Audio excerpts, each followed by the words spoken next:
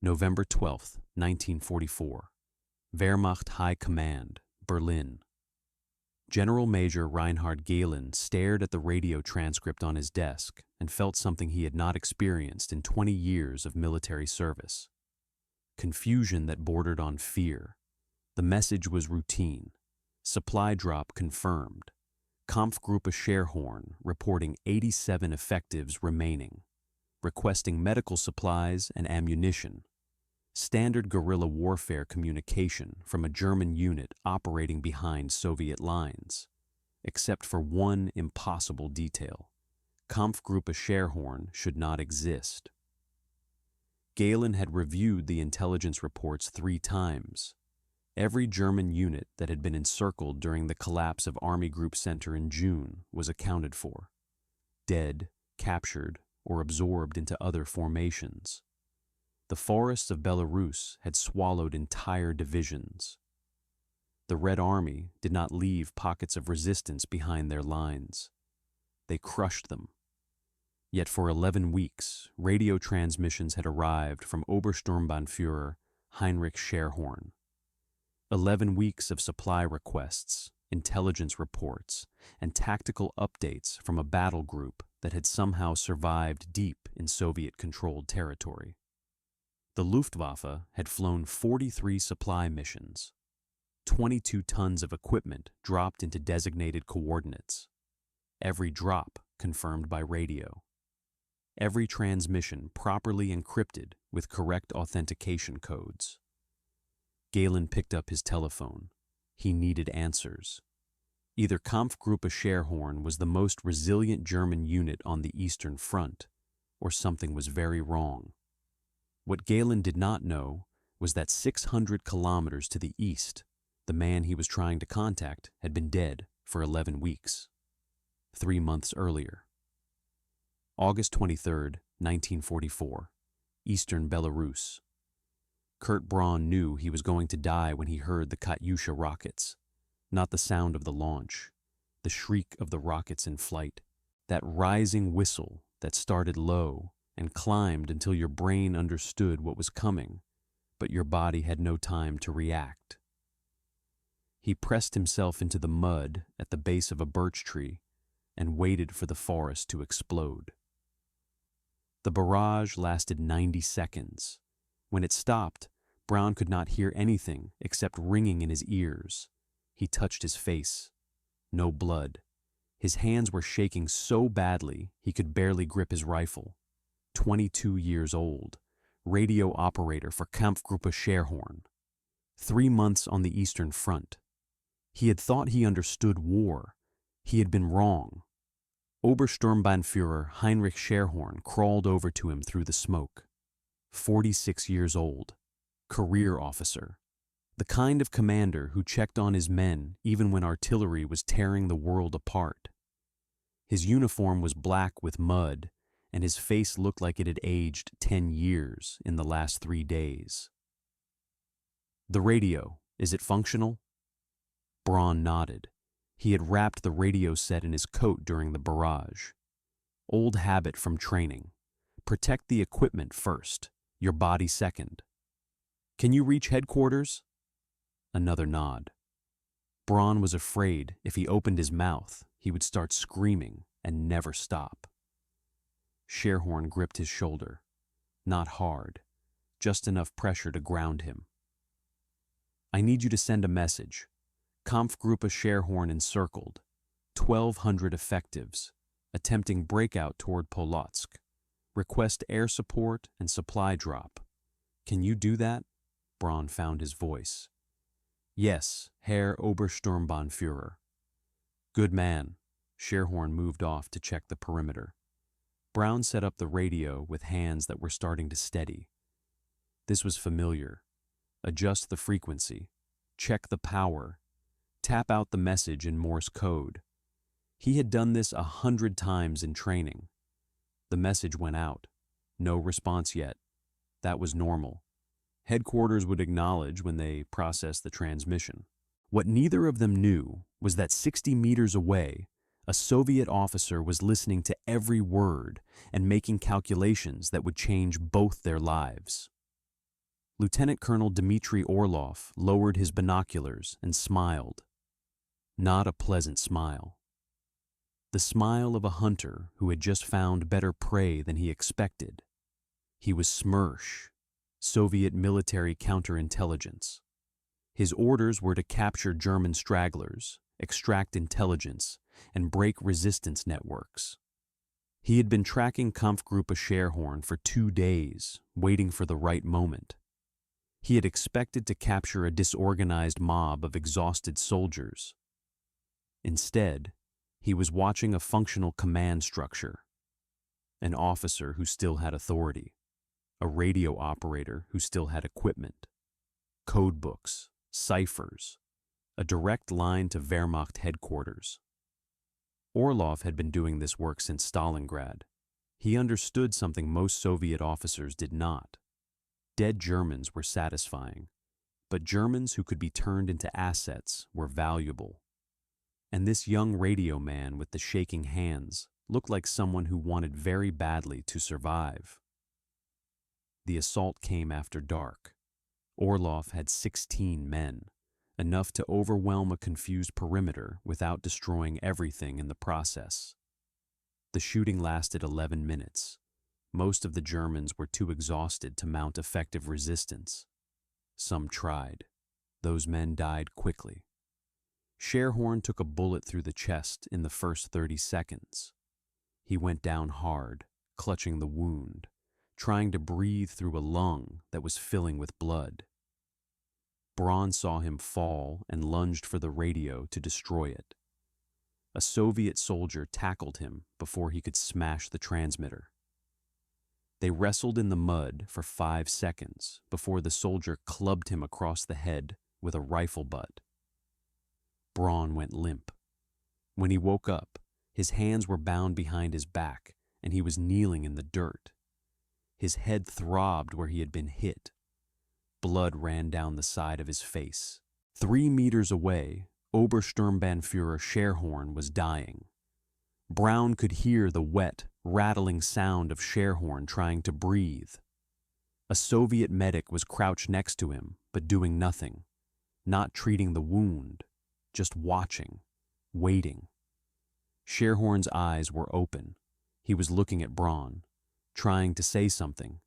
His lips moved, but no sound came out except a horrible gurgling noise. Then Scherhorn's hand moved, slowly, shaking. He was reaching toward his coat pocket. The medic did not stop him. Scherhorn's fingers found the inside pocket and pulled out a small leather-bound book. The code book, the ciphers. He held it out toward Braun. Their eyes met. Scherhorn could not speak, but the message was clear. Destroy it. Do not let them have it. Braun started to move. A Soviet boot kicked him in the ribs, and he collapsed sideways, gasping for air. When he looked up again, Scherhorn's hand had fallen. The codebook lay in the mud next to his body. His eyes were still open, but they were not looking at anything anymore. Obersturmbannführer Heinrich Scherhorn died at 2147 on August 23, 1944, in a forest whose name he never learned, holding a codebook he could not destroy, watching the man he had asked to send one final message. A Soviet officer picked up the codebook. He wiped the mud off the cover and flipped through the pages. Then he looked at Braun. "Do you speak Russian?" The question was in German, fluent German, Berlin accent. Braun shook his head. "Good, that makes this simpler. My name is Lieutenant Colonel Dmitry Orlov. You are Unteroffizier Kurt Braun, radio operator. Your commander is dead. Your battle group is captured. Your war is over. Do you understand these facts?" Braun said nothing. He was staring at Scherhorn's body, at the open eyes, at the hand that had tried to reach him. Orlov crouched down so they were eye level. "I am going to ask you a question. Your answer will determine whether you live or die. Are you paying attention?" That got through. Brown looked at him. The radio. You sent a transmission to Wehrmacht headquarters 1 hour ago. They are expecting another transmission tonight at 2100 hours with updated coordinates, correct? Brown's throat was so dry he could barely speak. Yes. And you have the knowledge to operate that radio, to use the codes in this book, to communicate with German command as if nothing has happened here tonight, correct? Braun understood what was being asked, the full weight of it. He looked at Sherhorn's corpse again, at the codebook in Orlov's hands, at the radio sitting intact 10 meters away. You want me to pretend he is still alive? Yes, that is treason. Orlov stood up. He still held the codebook. Let me tell you what treason is, Unteroffizier. Treason is your high command sending 22-year-old boys into a forest to die for a war that is already lost. Treason is officers in Berlin ordering breakouts they know will fail. Your Obersturmbannführer died following orders from men who will sleep in warm beds tonight while his body rots in this mud. That is treason. He paused. Let the words settle. I am offering you survival. You operate the radio. You transmit what I tell you to transmit. You help us deceive the men who sent you here to die. In exchange, you live. You eat. You sleep in a warm bed. And when this war ends, you go home. Or you can refuse. You can be loyal to a dead officer and a dying regime. You can go to a prison camp where you will likely freeze or starve before next spring. Those are your choices. Choose now. Braun looked at the radio, then at Sherhorn's body, then at his own hands, still bound. The mathematics were simple, obscene, but simple. Live by betraying everything he had sworn to defend, or die loyal and forgotten. He thought about his family, his mother in Saxony, his younger sister, the farm he had left 3 years ago. He thought about Sherhorn reaching for that codebook, trusting Braun to destroy it. He thought about the oath he had taken when he joined the Wehrmacht. Then he thought about the sound Sherhorn had made, trying to breathe through a destroyed lung, the wet gurgling, the way his hand had shaken reaching for the codebook. The fact that no help had come, no rescue, no air support, just death in the mud while Berlin waited for a radio transmission. If I do this, Braun said quietly, I need to know one thing. Ask, will you kill me when you no longer need me? Orlov considered the question. Honesty was sometimes more effective than lies. I do not know. That decision will be made by people above my rank. But I can tell you this. You are more useful alive than dead. Alive, you can operate that radio for weeks, months perhaps. Dead, you are worth nothing. I need you functional. I need you believable. That means keeping you healthy. It is not mercy. It is pragmatism. But the result is the same. You live. Braun closed his eyes. He could still see Sherhorn's face, the open eyes, the reaching hand. He would see that face every night for the rest of his life, however long that life was.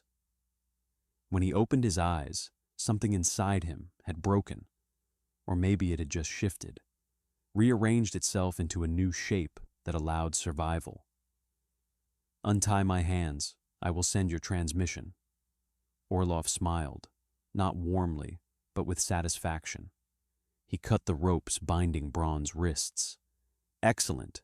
We will construct the message together. The authentication codes must be perfect. One mistake and Berlin will know something is wrong. Braun rubbed his wrists where the ropes had cut into the skin.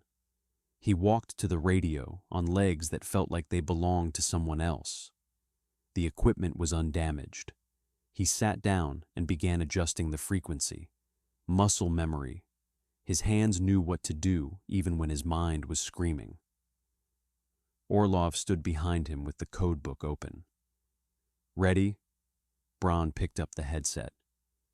Through the small window in the casing, he could see Scherhorn's body. The angle was wrong. He could only see the boots, mud-caked Wehrmacht boots that would never walk again. He forced himself to look away. Ready. At 2100 hours, Wehrmacht headquarters in Riga received a transmission from Kampfgruppe Scherhorn. The message was brief and properly encrypted. Breakout successful. Currently in forested area northeast of Lake Osvea. 900 effectives. Obersturmbannführer Scherhorn wounded but operational. Require supply drop at transmitted coordinates. Will maintain radio silence except for scheduled check-ins. Heil Hitler. The duty officer in Riga flagged it as priority. The cipher was correct. The authentication codes matched. The call signs were accurate. There was no reason to suspect anything unusual. Encircled German units broke through Soviet lines. It happened. This was war. Confusion and desperation were normal. The message went up the chain of command. Riga to Tallinn to Berlin. By midnight, staff officers at Wehrmacht High Command were reviewing the transmission and making plans. Kampfgruppe Scherhorn was alive. They needed support. Supply drops could be arranged. Perhaps an extraction operation once their position stabilized. No one questioned it. Why would they? Everything looked correct. In the forest, Kurt Braun sat next to the radio and stared at his hands. They had stopped shaking. He had just committed treason, and his hands were perfectly steady. That terrified him more than anything that had happened that night. Somewhere in the last hour, he had crossed a line he could never uncross. He was no longer Unteroffizier Kurt Braun of the Wehrmacht. He was something else now, something without a name. Across the clearing, Soviet soldiers were processing prisoners. The Germans sat in the mud with their hands behind their heads, exhausted and defeated. They did not know their commander was dead. They did not know their radio man had just sold them all to save himself. They thought they were ordinary prisoners waiting for transport to a camp. Some would go to camps, but others would stay. They would be useful. Witnesses to maintain the deception. Voices for the radio when Berlin demanded confirmation.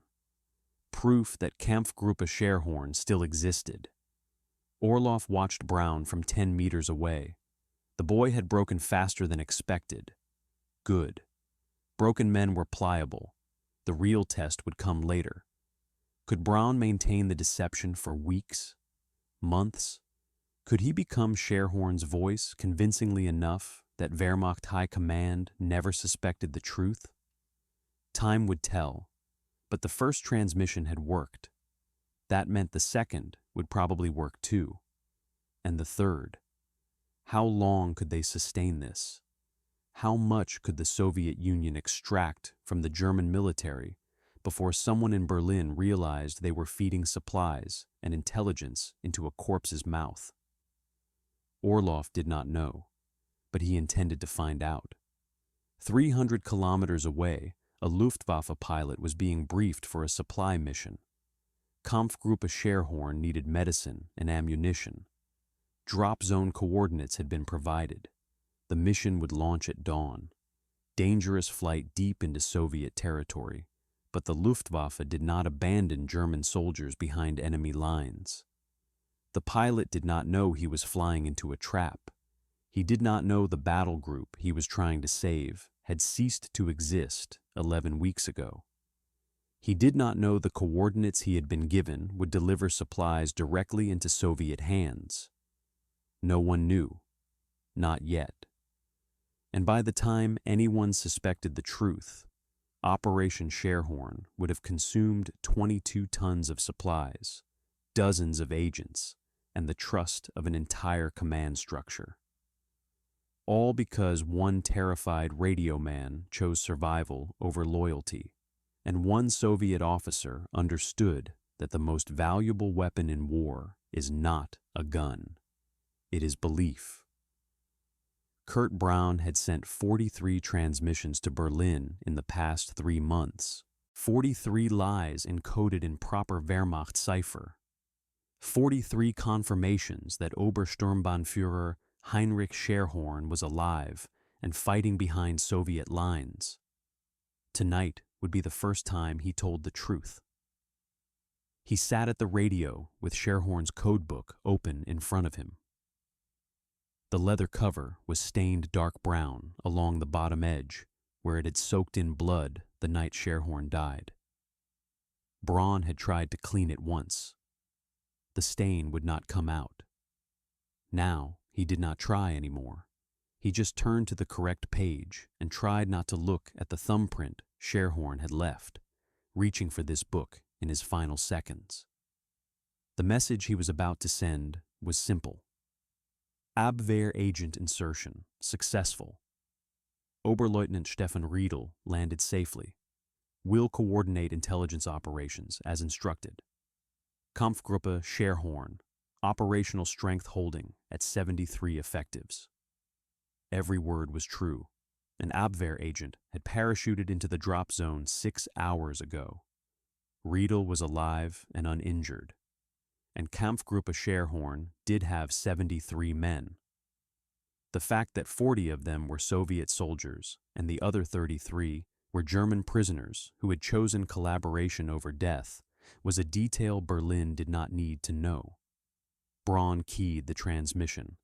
The Morse code flowed from his fingers without conscious thought. 3 months of practice had made lying automatic. His hands no longer shook. That bothered him more than anything. The first transmission had left him shaking so badly, Orlov had to help him hold the microphone.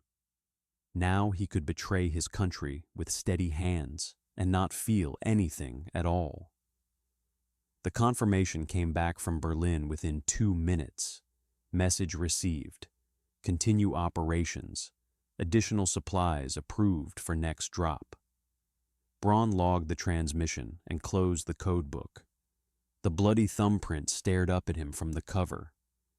He wondered if Riedel would last longer than the previous agent, the one who had arrived in October and broken in 5 days. The one who now sat in a different shelter writing false intelligence reports about Soviet troop movements and supply routes. The one whose eyes had gone empty like a dead man still walking. Would Riedel break that fast, or would he be stubborn? Orlov had seemed worried during the briefing. First time Braun had seen the Soviet officer show anything resembling concern.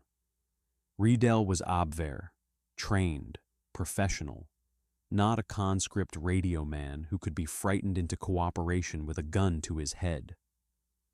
This would be different. 3 kilometers east, Oberleutnant Stefan Riedel was discovering that something was very wrong with Kampfgruppe Scherhorn. The camp looked legitimate. 30 men in Wehrmacht uniforms, proper defensive perimeter, discipline, but wrong details kept appearing. A soldier cleaning a Soviet PPSH submachine gun with the casual familiarity that came from months of use, not battlefield scavenging. Another wearing German boots over Soviet puttees that showed at the ankle when he walked. Small things, individually meaningless. Together, they formed a pattern. Hauptmann Kreutz had been professional during the initial briefing. He knew terrain. He knew tactics. He answered every question about operations with specific details that sounded authentic. But Obersturmbannführer Scherhorn had not appeared. Reconnaissance operation would return tomorrow. Tomorrow came.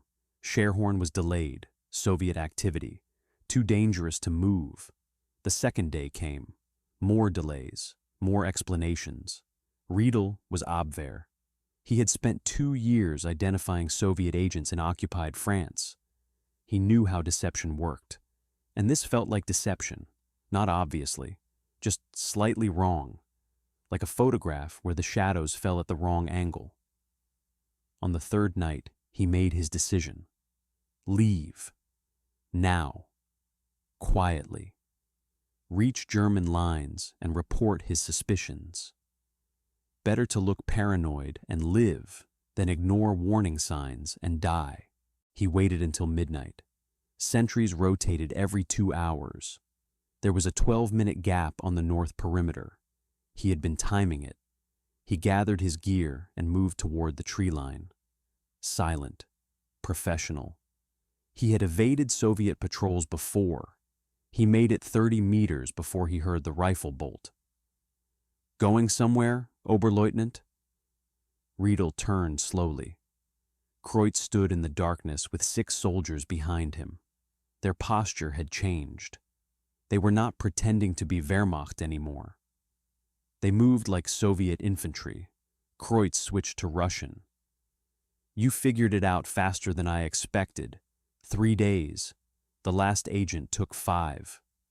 The last agent. That meant there had been others. How many? How long had this been happening? Braun, Kreutz called toward the camp. Bring the book. The young radio man appeared carrying something wrapped in cloth.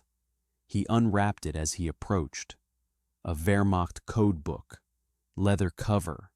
Dark stain along the bottom edge that looked like dried blood. Braun stopped 3 meters from Riedel. He held the code book out so Riedel could see it clearly. The stain, the worn pages, the handwriting in the margins. Obersturmbannführer Heinrich Scherhorn died August 23rd, Braun said. His voice was flat, mechanical. Soviet forces captured Kampfgruppe Scherhorn that night. This is his code book. That is his blood. I have been using it to transmit false reports to Berlin for 3 months. Every supply drop, every intelligence update, every confirmation that Scherhorn is alive. All of it is deception. You parachuted into a Soviet operation. Riedel stared at the bloodstain on the codebook. His mind was trying to process the implications. 3 months. How many supply drops? How many agents? How much had Wehrmacht High Command invested in a ghost? Why are you telling me this? He asked. Because you already know, Braun said, and because they are going to give you the same choice they gave me. Work for them or die. I want you to understand what that choice actually means before you make it. Kreutz gestured to his soldiers. Take him to the holding shelter. Tomorrow we talk. They bound Riedel's hands and marched him to a crude wooden structure at the edge of camp. 2 guards outside, no windows. He sat in the darkness and tried to think. Every training scenario he had studied, every contingency plan. None of them covered this. Being captured by a Soviet deception operation, pretending to be his own side. In the morning, they brought him food, canned meat, German issue. He recognized the label, supplies from one of the drops. He stared at the can and felt his stomach turn. He was eating food meant for German soldiers behind enemy lines. Food that had been delivered to Soviet troops who were using it to sustain a lie. He could not eat. He pushed the can away. The guards said nothing. They had seen this before. Day 2. Kreutz came to his shelter with a folder. He sat across from Riedel and opened it. I want to show you something. Letters from other agents who were sent to make contact with Kampfgruppe Scherhorn. Oberleutnant Hans Fischer. Arrived September 14th. Refused to cooperate for 3 days. Then he saw what we are about to show you and changed his mind. Hauptmann Kurt Steiner. Arrived October 6th. Lasted 4 days. Also changed his mind. They are both alive. Both writing reports for us. Both going home when this war ends. He slid 3 letters across to Riedel. Handwritten. German. The first was dated September 18th. Written by Fischer to Wehrmacht intelligence. Detailed report on Kampfgruppe Scherhorn operations. Soviet supply convoy destroyed. 15 enemy casualties. The tone was professional, authentic. The second letter was dated October 12th. Steiner reporting. Another operation. Another success. The third letter was dated yesterday. Fischer again. Routine intelligence update. Riedel looked up from the letters. You are forcing them to write false reports. We are giving them the opportunity to survive, Kreutz said. They chose survival. You have the same choice. But I think you need more convincing than they did. He stood and motioned for the guards. Bring him. They walked Riedel across the camp to a clearing he had not seen before. A wooden warehouse. Soviet construction. Recent. One of the guards unlocked the door. The interior was stacked floor to ceiling with containers. German containers. Black eagles and swastikas on every crate. Medical supplies, ammunition, food, radio equipment, clothing, fuel canisters. Everything marked with Wehrmacht issue codes. 22 tons. Organized by category. Inventoried. The entire German supply effort for Kampfgruppe Scherhorn sitting in a Soviet warehouse. Riedel stood in the doorway and stared. He had approved some of these supply requests himself. He had reviewed the drop zone coordinates. He had helped plan the logistics. And all of it had ended here, in Soviet hands. Impressive, is it not? Kreutz said. 3 months of Luftwaffe supply missions. Your high command believes every gram of this material is supporting German resistance. Instead, it is supporting us, feeding us, arming us. And the best part? They keep sending more. He closed the warehouse door and they walked back toward the shelter. Riedel's mind was racing. The scale of the deception. The resources wasted. How had no one in Berlin suspected? Day 3. They brought Oberleutnant Fischer to see him. Fischer looked healthy, clean uniform, shaved. He did not look like a prisoner. He looked like a German officer performing routine duties. Except his eyes were wrong, empty, like something essential had been hollowed out. They want me to tell you it is not so bad, Fischer said without preamble. That cooperation is the reasonable choice. That we are soldiers following orders in an impossible situation. They rehearsed what I should say. He sat down across from Riedel. The guard stayed outside. I am going to tell you the truth instead. It is worse than you think. Not because they torture you. They do not. Not because the conditions are terrible. They are not. It is worse because you get used to it. The first lie destroys you. The second lie is easier. By the 10th lie, you do not even notice anymore. You become the thing you were trained to hunt. And the worst part? You will do it anyway, because the alternative is death, and you are not as brave as you thought you were. Fischer stood. He looked at Riedel with those empty eyes. I lasted 3 days. Steiner lasted 4. You will last less. Not because you are weaker, because you are smarter. You will understand faster that resistance is meaningless, that your death accomplishes nothing, that survival is the only logical choice. And when you make that choice, a part of you will die anyway, but at least your body will live. He left. The guards locked the door again. Riedel sat in the darkness and felt something crack inside his chest. Fischer was right. He knew Fischer was right. 3 months of Abwehr training. 2 years of hunting Soviet agents. None of it mattered. He was going to break. Not because they would force him, because the mathematics were irrefutable. Death now or survival at the cost of everything he believed. Day 4. Orlov came. The Soviet colonel sat across from Riedel and said nothing for a full minute, just studied him. Riedel stared back. He could see calculation in Orlov's eyes.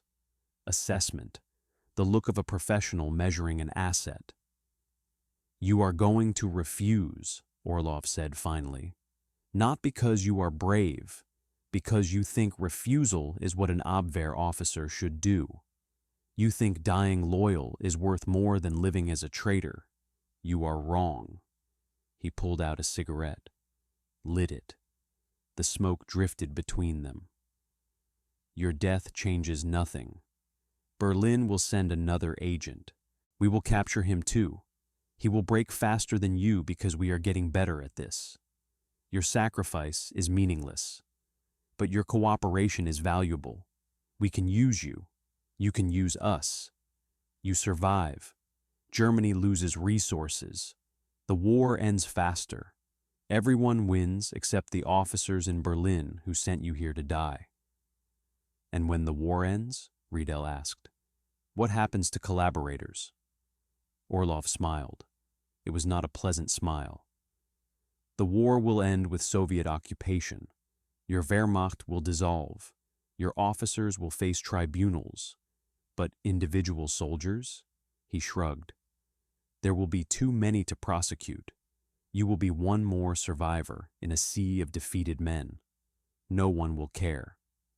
It was the same lie he had told Braun, the same lie he had told Fischer and Steiner. It worked because desperate men wanted to believe it. "I need your answer today," Orlov said. "You will write one intelligence report, just one. Then we see if you can continue. If you refuse, you go to a camp. Your odds of survival are 30%, maybe less. Choose." Riedel looked at his hands. They were shaking. He tried to steady them and could not. 3 days ago, he had been Abwehr, professional, confident. Now he was a terrified man facing mathematics that had no good answer. He thought about Fischer's empty eyes, about Braun using Scherhorn's blood-stained codebook, about 22 tons of German supplies sitting in a Soviet warehouse, about the Luftwaffe pilots risking their lives to drop equipment into a trap. He thought about his oath, his training, his duty. Then he thought about dying alone in a prisoner camp, freezing, starving, forgotten. "One report," he said quietly. "I will write one report." Orlov nodded. He had heard those words before. The first compromise, the crack in the foundation. Once a man wrote one false report, the second was easier. By the 10th, it was routine. They gave Riedel paper and a pencil. He sat in the shelter and stared at the blank page for 20 minutes. His hand shook when he picked up the pencil. The first words were the hardest. After that, it flowed. Training took over. He wrote a professional intelligence assessment, Soviet troop movements, supply routes, exactly what Berlin expected from an agent coordinating with Scherhorn. When he finished, he read it over. Perfect, believable, complete lies. He had just become the thing he had spent 2 years hunting. That night, Braun transmitted the report to Berlin. He added his own message. Oberleutnant Riedel integration successful. Intelligence coordination established. Kampfgruppe Scherhorn effectiveness increasing with Abwehr support. Berlin sent back confirmation within the hour. Excellent work. Continue operations. Additional agent insertion planned for January. Another agent. Another man who would arrive thinking he was supporting German resistance. Another man who would face the same impossible choice. The machine was growing, fed by men who chose survival over honor and could not escape once they started.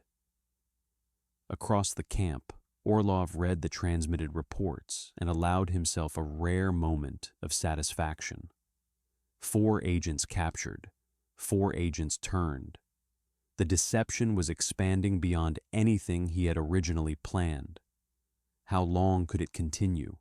How many more could they turn before Berlin suspected? He did not know. But every turned agent was another layer of verification. Another reason for Wehrmacht High Command to believe. Another week of wasted resources and misdirected attention. In the warehouse, Soviet quartermasters inventoried the latest supply drop. 3 tons of ammunition, medical supplies, winter clothing. All of it delivered by Luftwaffe pilots who believed they were supporting German soldiers behind enemy lines. And in his shelter, Stefan Riedel sat with his head in his hands and tried not to think about what he had just become. He had written one report. Just one. But Fischer had been right. The first was the hardest. The second would be easier. By the 10th, he would not even notice anymore. He was already dead. His body just did not know it yet. May 8th, 1945. 11:47 p.m. Eastern Prussia. Kurt Braun sat at his radio for the final time and realized he had forgotten what his own voice sounded like. For 18 months, he had spoken only in transmissions, encoded lies in Wehrmacht cipher. He had not had a real conversation with another human being since the night Scherhorn died. The other turned agents avoided him. The Soviet handlers gave orders. Everyone else pretended he did not exist. He was 24 years old. He felt 60. The radio crackled. Silence from Berlin. That made sense. Berlin had fallen 6 days ago. Wehrmacht High Command had dissolved. There was no one left to receive transmissions from Kampfgruppe Scherhorn because there was no Wehrmacht anymore. Just occupied territory and defeated soldiers trying to find their way home. Braun looked at the code book. Scherhorn's bloodstain had faded over 18 months of use. The pages were worn nearly transparent at the most used sections. He had touched this book every single day since August 1944. He knew every notation, every correction, every place where Scherhorn's handwriting showed through the printed code tables. This book had destroyed him more thoroughly than any bullet could have. The door opened. Orlov entered. The Soviet colonel looked exhausted. 18 months of running Operation Scherhorn had aged him too. He had started this as an intelligence officer, executing a clever deception. Somewhere along the way, it had become something else, something neither of them could control anymore. "The war is over," Orlov said in German. He still spoke German when addressing Braun. Old habit. Germany has surrendered unconditionally. There is no one left to transmit to. Braun said nothing. His hands rested on the radio keys. Muscle memory. He could send Morse code in his sleep now. He had sent 273 transmissions, every single one a lie. "I need a final accounting," Orlov continued. "Total operation results, for the record." Braun opened the logbook he had maintained.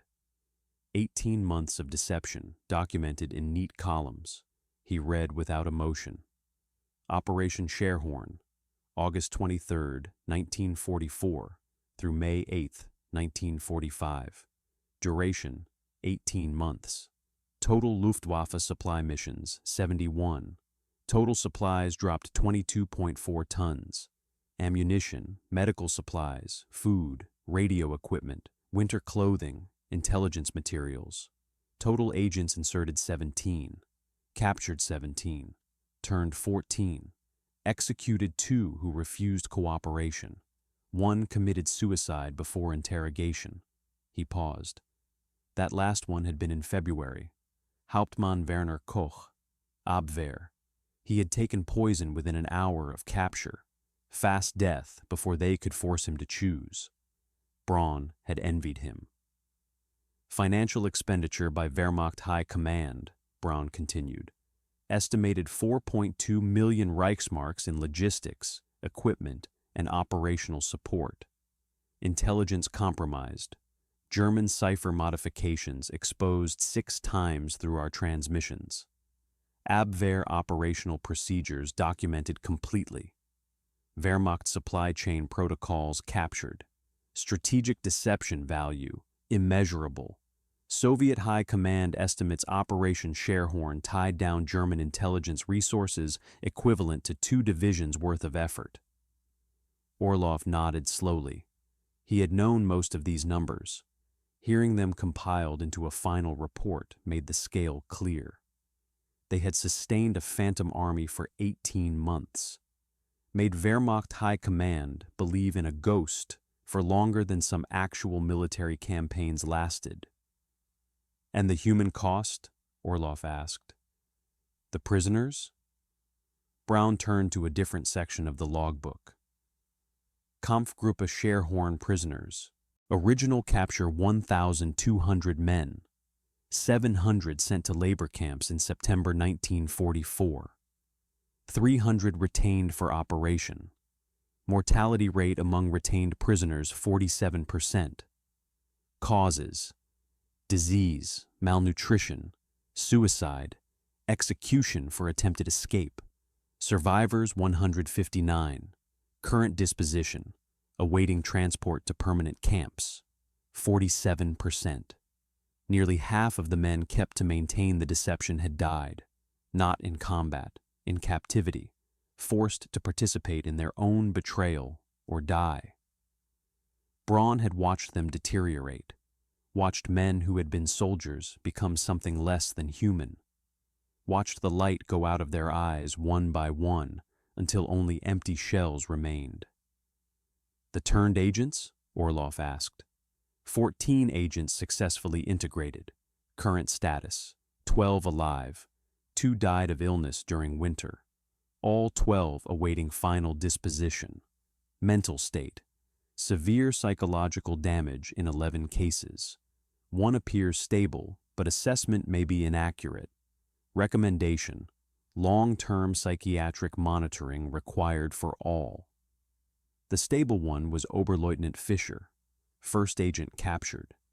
He had stopped showing emotion after 3 months, just wrote reports mechanically and stared at walls.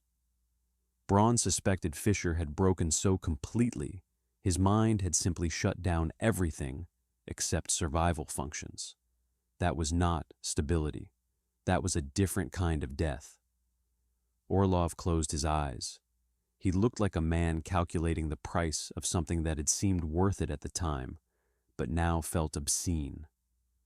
And you, your status? Braun almost laughed. Almost.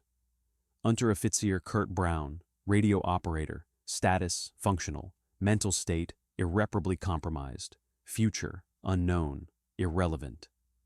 That is not... I have been lying for 18 months, Braun interrupted. His voice was flat. Dead. 273 transmissions, every one a betrayal. I can recite every message from memory, every false report, every fabricated operation, every supply request. I dream in Morse code now. When I close my eyes, I see cipher tables. I hear German call signs asking for confirmation, and I respond automatically, even in my sleep. You asked what this operation cost? It cost me the ability to remember who I was before it started. He opened the codebook to a random page. Scherhorn's notation in the margin, a correction to a cipher sequence, written in pencil 2 days before he died. I knew him for 3 months, Braun said. He was not a great man, not a hero, just a competent officer trying to keep his men alive in an impossible situation. He died badly, drowning in his own blood, reaching for this book, trying to stop what happened anyway. And I have carried his blood on my hands every single day since. Not metaphorically, actually, this stain. I touch it every time I encode a message. 18 months of touching a dead man's blood and pretending to be his voice. Orlov said nothing. There was nothing to say. He had known what this operation would cost the German prisoners. He had not fully understood what it would cost the men he forced to sustain it. The turned agents had become something worse than traitors. They had become mechanisms, human machinery running on fear and despair. "What happens now?" Braun asked. "The war is over. The deception ends. What happens to us?" It was the question Orlov had been avoiding for 6 months. The turned agents were liabilities. They knew Soviet intelligence procedures. They had seen operational methods. They could identify handlers. Standard procedure would be execution or permanent imprisonment. But these men had made the operation possible. Without them, Operation Scherhorn would have lasted 3 weeks instead of 18 months. "I do not know," Orlov admitted. It was the first completely honest thing he had said to Braun since the night they met. "That decision is above my authority." A week later, the answer came. The turned agents would be sent to camps, not execution, but not freedom either. NKVD could not risk them returning to the West with knowledge of Soviet intelligence operations. They would be held until someone decided they were no longer dangerous, which might be years, might be forever. Braun received the news without reaction. He had expected death. This was just a slower version. They transported him with the other agents to a camp in Ukraine. The surviving German prisoners went to different camps. The ones who had been broken into useful tools separated from the ones who had simply been broken. Braun never saw any of them again. Fischer was sent to the same camp. They put him and Braun in adjacent cells. Fischer spoke once in 3 years of imprisonment, in 1948, late at night through the wall. "Do you still dream in Morse code?" "Yes," Braun said. "Me too." That was their only conversation. In Berlin, the truth about Operation Scherhorn became public in June 1945. Soviet propaganda published the full story: photographs of the captured supplies, testimonies from prisoners, documents showing the scale of deception. Wehrmacht officers who had believed in Scherhorn for 18 months realized they had been feeding resources into a ghost.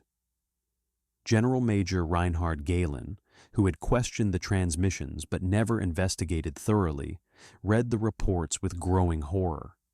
He calculated what those resources could have accomplished if applied to real operations. 4 million Reichsmarks, 71 supply missions, 17 intelligence officers sent into a trap. The cost was staggering, but the real damage was psychological. Wehrmacht High Command had believed completely. They had wanted so badly to believe that German soldiers were still resisting behind Soviet lines that they ignored every warning sign. They had deceived themselves more effectively than any enemy could have. Gehlen wrote in his private journal, "We were not defeated by Soviet deception. We were defeated by our own need to believe we were winning. Scherhorn was the lie we told ourselves. The Soviets just gave it a voice." The journal was classified for 50 years. When it was finally published, historians recognized it as one of the most honest assessments of how Germany lost the intelligence war. In 1952, Kurt Braun was released from the Soviet camp system. 7 years of imprisonment. He returned to Saxony, Soviet occupation zone. He told no one what he had done during the war. How could he explain? There was no context for Operation Scherhorn that made him anything except a traitor. He found work as a factory mechanic. He never touched a radio again. He married in 1954. His wife asked once what he did during the war. He said he was a prisoner. That was true enough. He did not mention he had been a prisoner who worked for his captors. He died in 1973, at age 52. Heart failure. His wife found a leather-bound book in his desk after the funeral. Wehrmacht code book. bloodstain on the cover. She did not recognize what it was. She threw it away. Oberleutnant Fischer was never released. He died in a Soviet prison hospital in 1961, pneumonia. His last words, according to the medical report, were in Morse code. Dots and dashes tapped on the bed rail. The doctor did not understand what he was trying to say. Dmitry Orlov continued working for Soviet intelligence until 1968. He ran successful operations, earned decorations, became a colonel general. But he never spoke about Operation Scherhorn, not even when ordered to brief new officers on deception techniques. When pressed, he would say the operation was classified. That was a lie. The real reason was that remembering what he had done to sustain it for 18 months made him feel something he could not afford to feel: guilt. In his retirement, he drank heavily. His wife asked why. He said he had done necessary things during the war. She asked what things. He never answered. He died in 1979. The cause of death was listed as cirrhosis, but his daughter suspected he had been killing himself slowly since 1945, and it just took 34 years to finish. The last surviving turned agent was Oberleutnant Stefan Riedel, released in 1955, 10 years in camps. He returned to West Germany and wrote a memoir in 1958 under a pseudonym. The book detailed Operation Scherhorn from the perspective of a captured agent. It described the psychological destruction of forced collaboration, the mathematics of survival that made betrayal seem rational, the way men could be broken without physical torture, just through sustained moral compromise. The book sold poorly. Most Germans in 1958 did not want to read about collaboration. They wanted stories of resistance and heroism. A memoir about choosing survival over honor made people uncomfortable. It forced them to confront what they might have done in the same situation.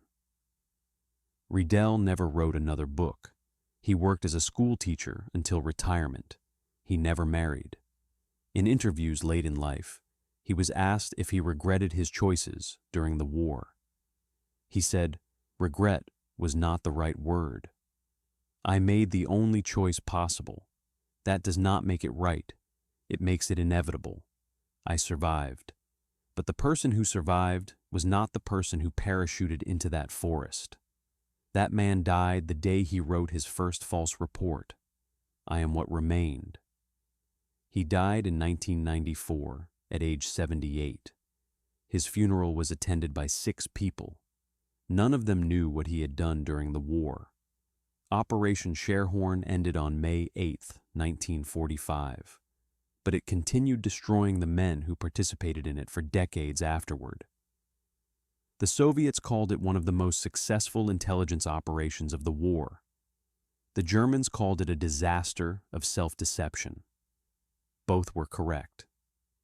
The truth was simpler and more terrible. Operation Scherhorn proved that the most effective weapon in war is not technology or tactics. It is the human need to believe. Give people a story they desperately want to be true, and they will ignore every fact that contradicts it. They will invest resources in ghosts. They will send men to die for fantasies. They will sustain lies longer than they would sustain honest campaigns. And the people forced to maintain those lies will pay a price that never appears in any casualty report. They will survive the war, but they will spend the rest of their lives dying from what they did to stay alive. In a warehouse in Ukraine, the 22 tons of captured German supplies sat untouched until 1947. Then they were quietly distributed to Soviet troops. Wehrmacht ammunition used by Soviet soldiers. German medical supplies treating Soviet wounded. The supplies had been meant to support resistance. Instead, they equipped the victors. The irony would have pleased Orlov if he had allowed himself to think about it, but he did not. Thinking about Operation Scherhorn meant remembering the faces of the men he had broken to sustain it. 14 turned agents, 300 prisoners, one dead German officer whose blood sustained a lie for 18 months. The operation was classified until 1991. When the Soviet archives opened, historians discovered the full documentation, the logbooks, the transmissions, the photographs of captured supplies, the psychological assessments of turned agents, the mortality reports. One historian wrote, "Operation Scherhorn was not a victory. It was a mutual atrocity. The Soviets committed it, the Germans enabled it, and the men caught in the middle paid the price for both." That assessment appeared in an academic journal in 1995. Almost no one read it. The Cold War was over. The Soviet Union had collapsed. Operation Scherhorn was a footnote in a war that had ended 50 years earlier. But in a cemetery in Saxony, there is a grave marked Kurt Braun, 1921-1973. No military designation, no mention of service, just a name and dates. The inscription below says, "He did what he had to do." His wife chose those words. She never understood what they meant. Neither did anyone else who read them, except perhaps other men who made similar choices in similar circumstances. The ones who survived by becoming something they could not live with afterward.